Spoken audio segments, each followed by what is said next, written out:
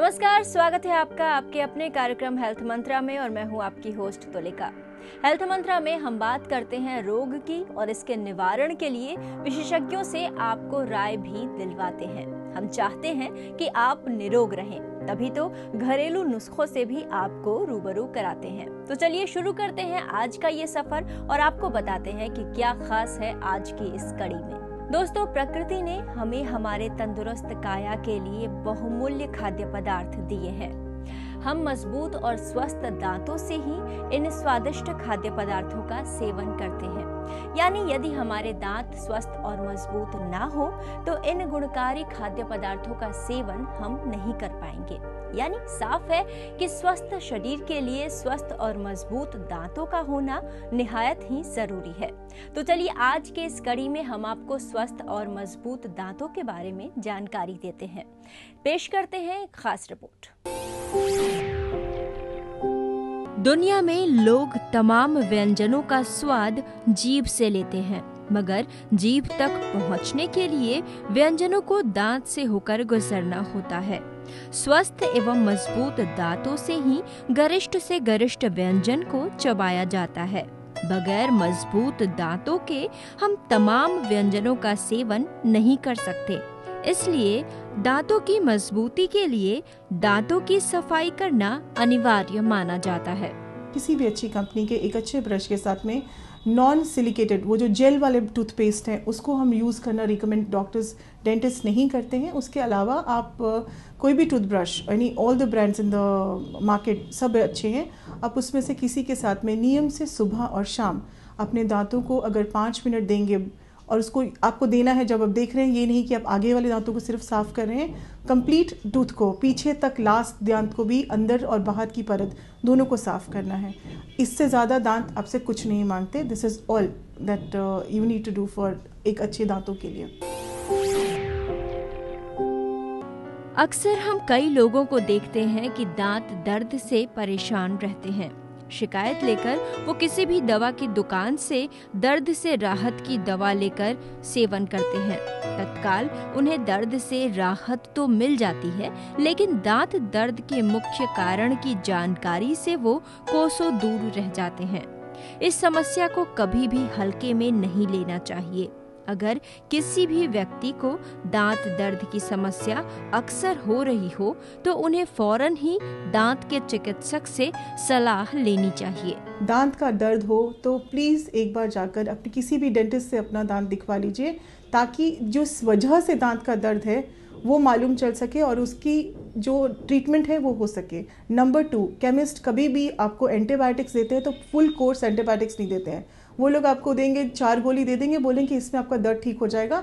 दर्द उस टाइम पे इन्फेक्शन कम होने की वजह से बेशक दब जाए, लेकिन वो प्रॉब्लम दूर नहीं होती है। आजकल हमारे आसपास युवाओं में तंबाकू जनित पदार्थों के सेवन का प्रचलन काफी बढ़ा है। तंबाकू जनित पदार्थों से हृदय और लीवर से संबंधित बीमारी तो होती ही है, साथ ही ये हमारे दांतों को भी बुरी तरह से प्रभावित करता है। शुरुआती दौर पर दांतों में पीलेपन, कालेपन दिखाई देते हैं, लेकिन आगे चलकर ये कई गंभीर परिणाम दिखाता है। तंबाकू जनित पदार्थों का सेवन करने वाले व्यक्तियों को काफी सचेत रहने की जरूरत है। युवाओं जो आजकल नया एक ट्रेंड सा बन गया है कि वो लोग बहुत ज़्यादा पान पराग, तंबाकू और सिगरेट स्मोकिंग में इंडल्ज करते हैं। उसकी वजह से युवाओं में अक्सर मैं देखती हूँ कि बहुत ज़्यादा सबसे बड़ा प्रॉब्लम है कि उनके मुंह के अंदर की जो स्किन, जिसे गलफड़ा का अंदर का हम लोग चमड़ा कहते हैं, उसके अंदर में चेंजेस आने लग पड़ते हैं। वो धीरे धीरे सफ़ेद होने लग पड़ता है और बहुत आसानी से हम खुद आइडेंटिफाई कर सकते हैं उसको कि हमको कोई भी गर्म खाना उतना गर्म होता नहीं है जितना हमको लगता है, उतनी मिर्ची उसमें नहीं होती है जितनी हमको लगती है, क्योंकि हमारे स्किन की चमड़ी, मुंह के अंदर की जो चमड़ी है वो सेंसिटिव हो चुकी होती है और वो बर्दाश्त नहीं कर पाती है। अगर हम उसको भी इग्नोर करते हैं, आगे जाकर वो एकदम स्किन में इलास्टिसिटी कम होने की वजह से वो मुँह खुलना भी धीरे धीरे कम होने लग पड़ता है। सच ही कहा गया है कि चेहरे की खूबसूरती में सुंदर एवं स्वस्थ दांत ही 4 चांद लगाते हैं। अगर दांत की संरचना कमजोर हो, टेढ़े हो या फिर टूटे हो तो इंसान की खूबसूरती में ग्रहण लग जाता है। अगर आप किसी भी इंसान का देखें, चेहरा पूरा का पूरा बिल्कुल ठीक होता है, पर उसके दांत अगर पीले हों वो अच्छे नहीं लगते। अगर दांत टेढ़े मेढ़े हों तो उसकी पर्सनैलिटी खराब हो जाती है। सब कुछ ठीक हो सकता है, इवन टेढ़े मेढ़े दांत भी ठीक हो सकते हैं, पीले दांत भी ठीक हो सकते हैं। तो हम अपनी पर्सनैलिटी को एक छोटी सी रीज़न की वजह से दबाएं, ये मुझे बिल्कुल ठीक नहीं लगता। इसके लिए भी कोई भी डेंटिस्ट आपकी कभी भी आप जब जाएं तो आपकी सोल्यूशन आपको दे सकते हैं इसके लिए। ऐसी स्थिति में हमें दांतों की मजबूती पर विशेष ध्यान रखना चाहिए, अन्यथा दांत घिसने की समस्या उत्पन्न हो जाती है। दांत घिसने की समस्या दो वजहों से होती है। एक, सबसे पहले जो हम लोग बहुत तरह के दंत मंजन इस्तेमाल करते हैं जिसके अंदर में कि बहुत ही रुखड़ापन सा होता है। देखने में वो दांतों को ज़रूर साफ़ करता है लेकिन वो दांतों की ऊपर की परत पूरी की पूरी हटा देता है। दूसरा, हमारा ब्रश करने का टेक्निक और हमारे ब्रश भी दांतों को बहुत नुकसान पहुंचाते हैं। उसकी पूरी ऊपर की परत निकल जाती है जिसकी वजह से दांत की जो है वो घिसे हुए लगते हैं। ब्रशिंग टेक्निक्स आजकल बहुत सारी कंपनीज अपने टूथपेस्ट के अंदर भी करती हैं, या किसी भी डेंटिस्ट के पास में जाइएगा तो वो उनके यहाँ लगे होते हैं कि हाउ टू ब्रश। वो एक बहुत इम्पॉर्टेंट चीज़ है। दांतों को घिसने से दांत साफ़ नहीं होते, सही तरीके से साफ़ करने से होते हैं। दांतों के घिसने से दांतों के रंग में तो खराबी आती ही है, साथ ही साथ संरचना भी कमजोर होती है। आजकल कई लोग ब्लीचिंग और पॉलिशिंग की प्रक्रिया को भी अपनाते हैं। ये प्रक्रिया चिकित्सा जगत में काफी लोकप्रिय हो रही है। पॉलिशिंग से हम लोग एक किसी तरह का इंस्ट्रूमेंट के साथ में उसके ऊपर की परत को सिर्फ चमका देते हैं, जिसकी वजह से ऊपर की परत पे लगा हुआ थोड़े से दाग जो है वो निकल जाते हैं और दांत चमकने लगते हैं। अंदर की परत ऊपर आ जाती है। जैसे कि हम किसी भी फ्लोर में या टाइल्स में जब हम लोग नीचे पॉलिशिंग करवाते हैं, सेम ही इफ़ेक्ट हम अपने दांतों में देते हैं। ब्लीचिंग भी उसी तरह से होता है। एक केमिकल होता है जो हमारे दांतों में जाता है और उसकी ऊपर की परत को थोड़ा सा करके अंदर डीप पेनिट्रेशन भी करता है और उसकी वजह से दांतों का रंग में 1-2 शेड्स में फ़र्क आ जाता है। तो ये दोनों प्रक्रिया बहुत ज़्यादा अब चल रही हैं। युवा लोग तो बहुत ही ज़्यादा चाहते हैं क्योंकि अपने स्माइल को मेंटेन करना सब चाहते हैं। तो दोस्तों, अभी तक आपने स्वस्थ और मजबूत दांतों के बारे में जानकारी हासिल की है। यहाँ पर रुकेंगे एक छोटे से ब्रेक के लिए। ब्रेक के बाद लौटेंगे तो आपको बताएंगे कि दुर्घटना के बाद क्षतिग्रस्त हुए जबड़े और दांत का ख्याल आप कैसे रखें। ब्रेक के बाद आपका स्वागत है आपके अपने कार्यक्रम हेल्थ मंत्रा में, जहां पर हम बात कर रहे हैं स्वस्थ और मजबूत दांतों की। दोस्तों, आज हमारे देश में सड़क पर दुर्घटनाओं की संख्या काफी बढ़ गई है। जल्द से जल्द घर पहुंचने के लिए लोग गाड़ी की रफ्तार को जुनून की तरह अपना रहे हैं। इससे यातायात के नियमों का उल्लंघन तो हो ही रहा है, सड़क पर दुर्घटनाओं की तादाद भी बढ़ रही है। तो आज अपने इस सेगमेंट में हम आपको दुर्घटना के बाद होने वाली तकलीफों के बारे में बताएंगे, साथ ही उसके उपचार के बारे में भी जानकारी पेश करेंगे। तो पेश है एक रिपोर्ट। आजकल सड़कों पर नित्य गाड़ियों की तेज रफ्तार की वजह से दुर्घटनाएं देखने को मिलती हैं। इससे कई बार असामयिक मृत्यु की घटना भी दिखती है, तो कई बार शरीर में टूट फूट की तस्वीर। इस पूरे दृश्य में कई लोगों के दांतों के जबड़े तक टूट जाते हैं। जबड़ा हमारे सारे दांतों की मजबूत संरचना है। जबड़ा टूटने पर कई परेशानियों का दौर शुरू हो जाता है। जबड़ा टूटते ही हमारे मुंह में मूवमेंट्स जो हैं हमारी रिस्ट्रिक्टेड हो जाती हैं, स्वेलिंग हो जाएगी, बहुत ज़्यादा सूजन हो जाएगी।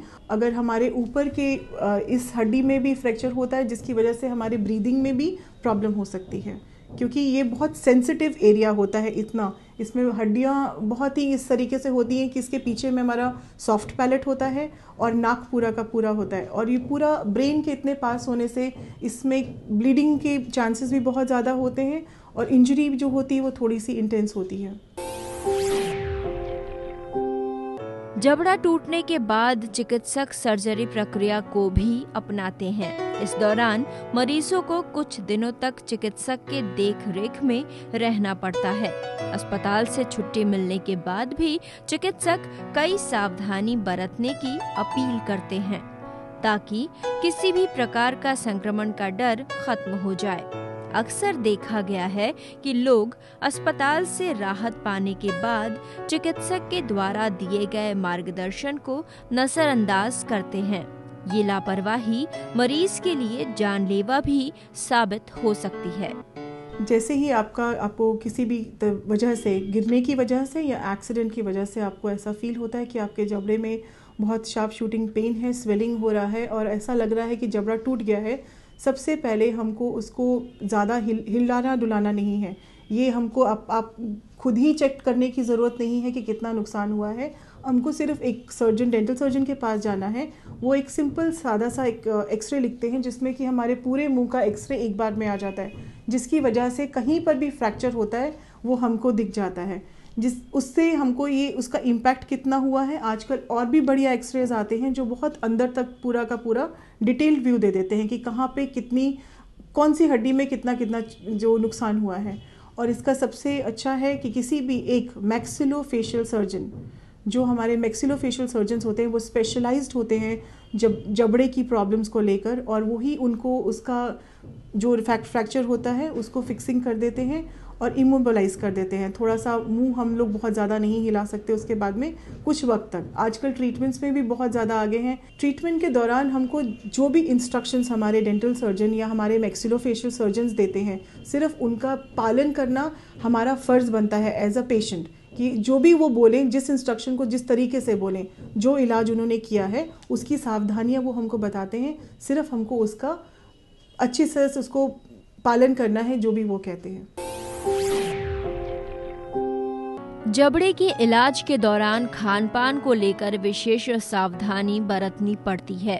कई बार तो मरीज को सिर्फ तरल पदार्थों का ही सेवन कराया जाता है ताकि किसी प्रकार की परेशानी न हो।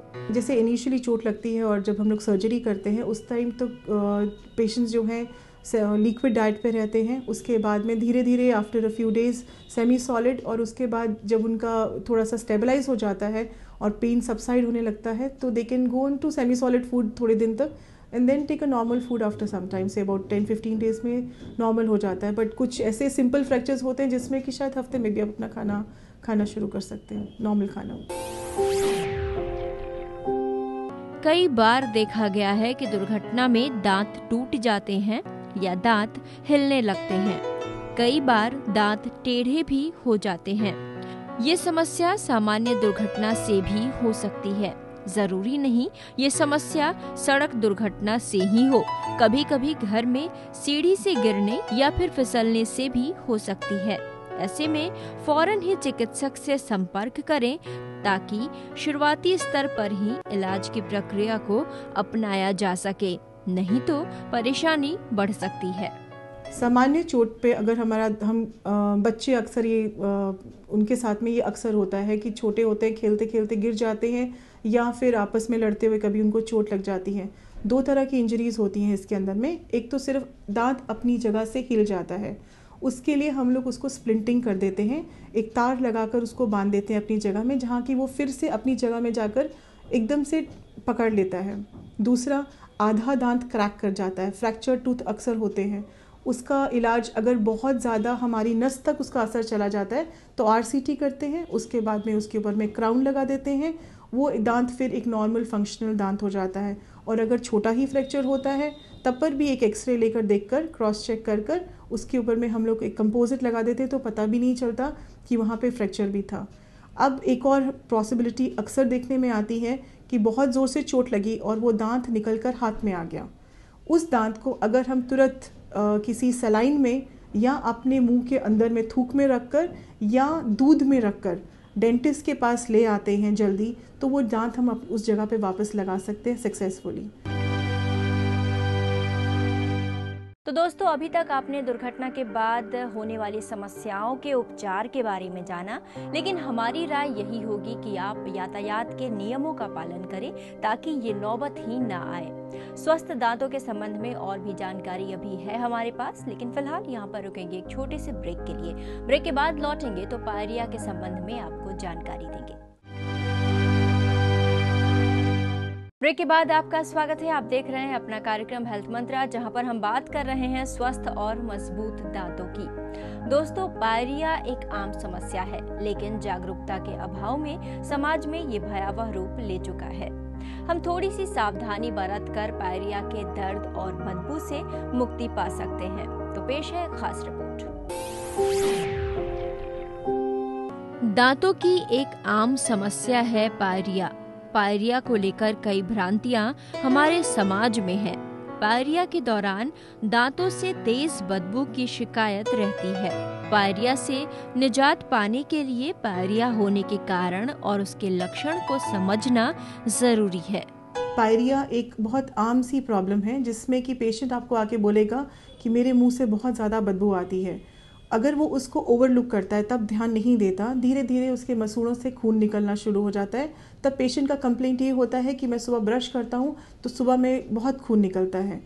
उसके बाद में ये खून निकलने की प्रक्रिया बंद हो जाती है और उसके बाद जो उसका मसूड़े हैं वो अपनी जगह से उतरने लग पड़ते हैं और उस पर एक परत सी जम जाती है जो पत्थर की तरह से होती है, जिसकी वजह से वहाँ पे बहुत इन्फेक्शन हो जाती है। सबसे बड़ा कारण इसका है कि हमारी जो ओरल हाइजीन है, हमारी दांतों की देखभाल बहुत कमज़ोर है।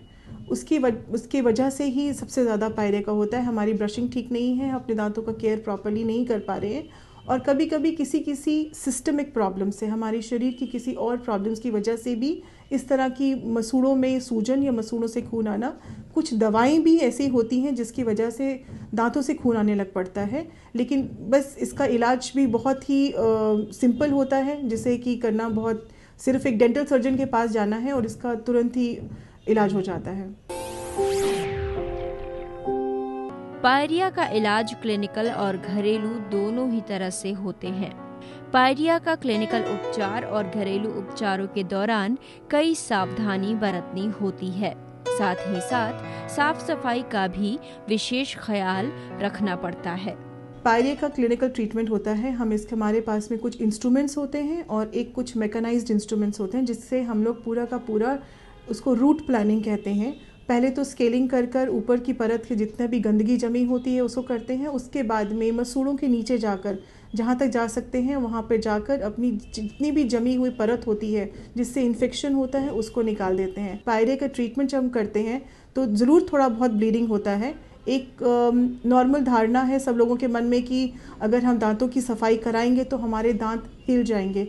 ऐसा कुछ भी नहीं होता। एक आध दिन के लिए, क्योंकि उसकी चारों तरफ की गंदगी हटने की वजह से थोड़ा बहुत उसमें हिलना डुलना दांत में होता है, लेकिन उसके बाद में जैसा ही नया मसूड़ा जन्मता है और उसकी पकड़ बहुत स्ट्रांग होती है और हमारे मसूड़ों में जितनी पायरिया की प्रॉब्लम है वो भी ठीक हो जाती है। घरेलू ट्रीटमेंट अगर मैं आपको एडवाइस करना चाहूँगी तो सबसे बड़ा, गुनगुने पानी में नमक डालकर कुल्ला करने से बहुत राहत मिलती है और आप अपने मसूड़ों को मसाज कर लीजिए। 2 चीज़ें जो आप घर पे कर सकते हैं।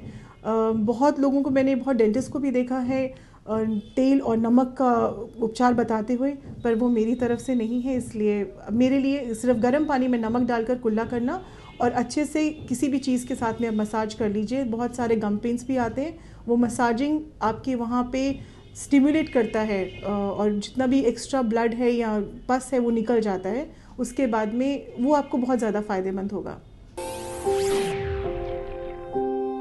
पायरिया के घरेलू उपचार के नाम पर कई भ्रामक विज्ञापन देने वाले कई कंपनी अपने अपने प्रोडक्ट को दावों के साथ पेश करती है।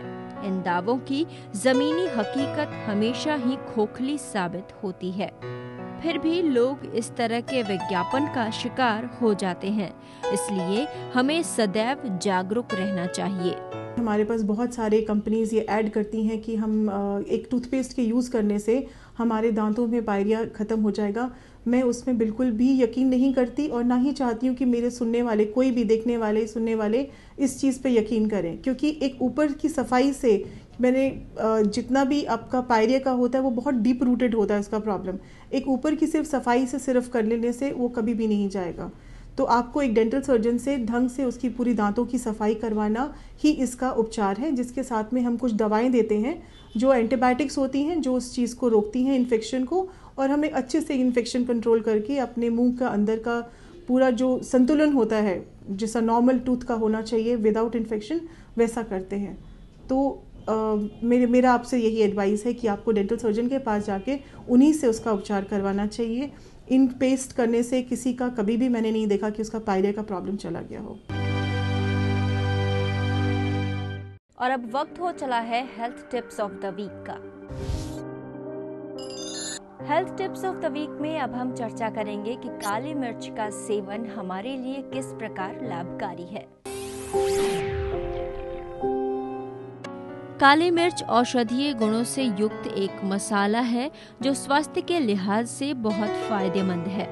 पिपरीन नामक तत्व के कारण इसका स्वाद अनोखा है। काली मिर्च में iron, potassium, manganese, zinc, chromium, vitamin A और सी और अन्य पोषक तत्व मौजूद हैं। इसके सेवन से कैंसर जैसी खतरनाक बीमारी से बचा जा सकता है। चलते चलते वक्त हो चला है beauty tips of the week का। Beauty tips of the week में आज हम आपको सर्दियों में हाथों की देखभाल के बारे में जानकारी देंगे। सर्दियों में बाहर जाने से पहले दस्ताना पहनना न भूलें। हाथों को कोमल बनाए रखने के लिए अच्छी क्वालिटी का क्रीम लगाएं। मृत त्वचा को हटाने के लिए स्क्रब कर सकते हैं। रात को सोने से पहले हाथों को अच्छे से मॉइस्चराइज करें। तो आज हमने आपको स्वस्थ और मजबूत दांतों के बारे में जानकारी दी। अगले हफ्ते लौटेंगे तो किसी और रोग के बारे में आपको विस्तार से जानकारी देंगे। अगर आप हमसे कुछ पूछना चाहते हैं या हमारे लिए कोई सुझाव आपके पास है तो लिख भेजिए। हमारा ईमेल आईडी है hm@etv.co.in। तो आज के लिए बस इतना ही। अगले हफ्ते फिर से लौटेंगे। तब तक के लिए मुझे और मेरी पूरी टीम को दीजिए इजाजत। नमस्कार।